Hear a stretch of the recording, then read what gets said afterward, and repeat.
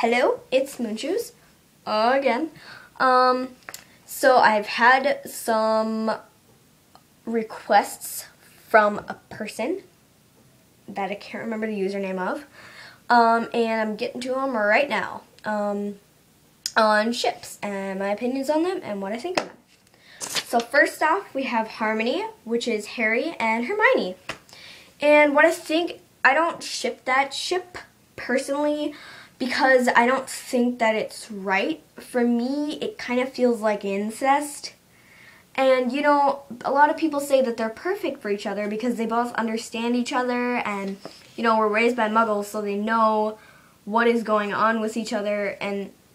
But to me, based on that, you know, saying they know everything about each other and they have such a good, strong relationship as best friends that I wouldn't want to change with love. The different kind of love that comes with boyfriend and girlfriend. I think that it's best for them to just stay best friends because that's, you know, I honestly don't know if they would work out as mates because, you know, they just don't for me. They're more, when I look at them, it's not as a couple that should have been.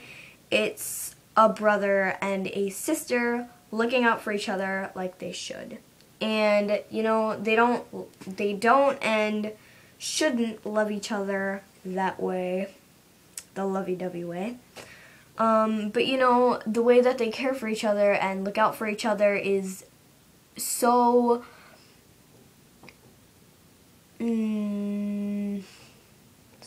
what's that word I'm looking for?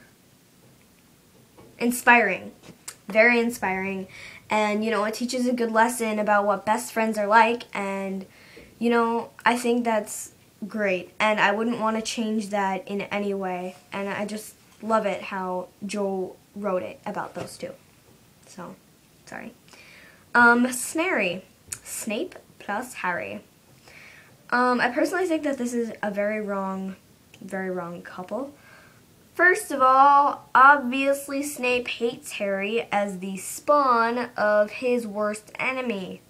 That's not Voldemort or Death Eaters. So, that's pretty much it. I just don't think it would ever work out. It wouldn't work out. Next one is Tom Riddle and Harry. Basically, it's like Voldemort and Harry, but see, when I imagine Tom Riddle and Harry, I imagine it as the Tom Riddle from Chamber of Secrets, the young one that was like 16, 17 maybe. And,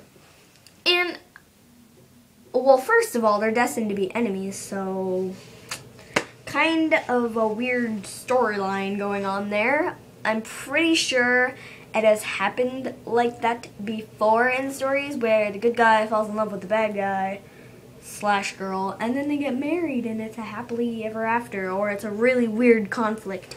And I don't think that would have been a good idea for them to do because it would have changed the story so much to the point where it's not unique anymore, and I just don't think that would have been good because they're not like, I don't think they would have been compatible in any sort of way at all.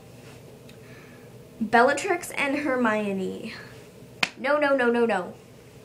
I agree that they're both very clever because, you know, she escaped from Azkaban. You got to be pretty clever to do that. And they're both very courageous. And they will definitely fight for what they want. In Hermione's case, all of her friends and, of course, Ron. In Bellatrix's case, for Voldemort and herself. I don't know. But I do agree that they are alike if you think of their personalities and everything. Other than the fact that it's Gryffindor or Slytherin, and Bellatrix probably didn't even do her schoolwork. But I think that their characteristics are a lot alike, and it would be an interesting couple to read a fan fiction about, because I want to know what kind of storyline it would take if it were Bellatrix and Hermione in the books. So, I don't know. That'd be interesting, but personally, I wouldn't go along with it. I wouldn't ship that. Just my opinion.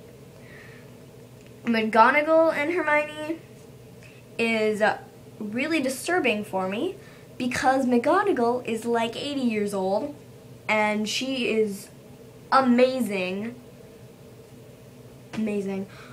She's a really awesome teacher and she is great. She's cool, she's nice, she's funny, and she is definitely brave, and she'll fight for what she wants and what she needs to have in her life.